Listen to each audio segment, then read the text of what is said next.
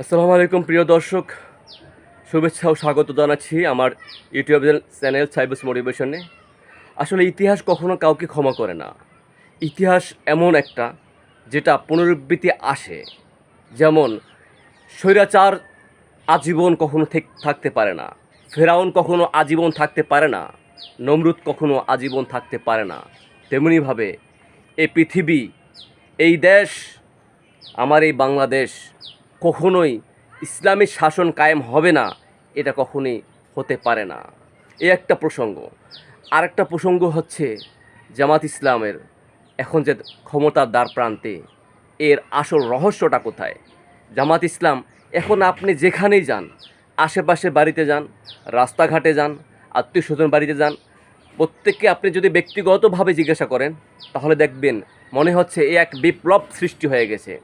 এই বিপ্লব আসলে একদিনের সফলতার জন্য নয়। জামাত ইসলাম মানুষের হৃদয়ে পর্যন্ত পৌঁছে গিয়েছে। এই উত্থান কিভাবে হয়েছে দেখুন। দীর্ঘ 17টি বছর নির্বাচনের নামে যে প্রহসন হয়েছে, এখানে কতটুকু সহ্য করেছে, কতটুকু তাদের ত্যাগ তিতিক্ষা ছিল, এটা কিন্তু একটা গুরুত্বপূর্ণ ভূমিকা পালন করে। ওই যে খারাপ অবস্থানে ছিল, ওই খারাপ অবস্থানে থেকেও জামাত ইসলাম তাদের নীতিগত কাজ সবসময় চালিয়ে গেছে। মৃত্যুকে কখনোই তারা পরোয়া করেনি, কারণ মৃত্যু মানুষের জন্য নির্ধারিত। আপনি চিন্তা করে দেখুন, আপনি জন্মগ্রহণ করেছেন, এখন কি আপনি মৃত্যুবরণ করবেন না? অবশ্যই করবেন। তবে মৃত্যুবরণ করবার পূর্বে প্রত্যেকটা কাজ এমনভাবে করে যেতে হবে যেগুলো আপনার পরকালের জন্য পাথেয় যোগায় এবং ইহকালের প্রত্যেকটা প্রাণীর উপকারে আসে। তো জামাত ইসলামের প্রসঙ্গে আমি যে বিষয়টা বলবো, ওদের প্রত্যেকটা কাজের সাথে ওরা পরকালকে খুবই গুরুত্বপূর্ণ ভূমিকা রাখে। কারণ পরকালের সাথে যদি আপনি কোনো কাজে সম্পৃক্ত না করেন তাহলে আপনি সঠিকভাবে এগিয়ে যেতে পারবেন না।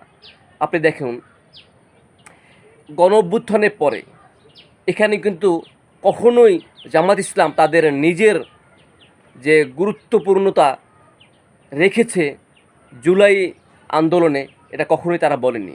তারা বলছে এটা জনগণের আশা এবং জনগণের ভালোবাসার কারণেই এমন হয়েছে।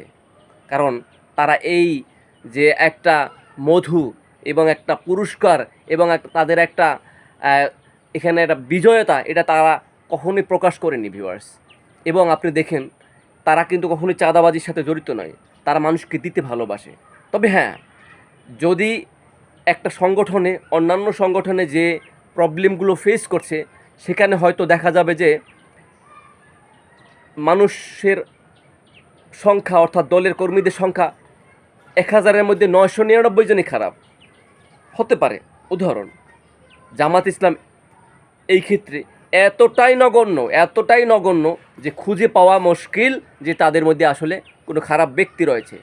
এই জন্যই জামাত ইসলাম এত জনপ্রিয় এবং এই জনপ্রিয়তার কারণেই তারা এখন শীর্ষ অবস্থানে পৌঁছে গেছে। পিআর পদ্ধতিতে তারা যেভাবে বলেছিল, এখন 71% বাংলাদেশের মানুষ চায় পিআর পদ্ধতি। তো ভিউয়ার্স, আপনারা আমার সাথেই থাকবেন, সাথে থাকতে থাকতে ভালো লাগবে এবং আপনাদের সকলকে লাল গোলাপের শুভেচ্ছা জানাচ্ছি।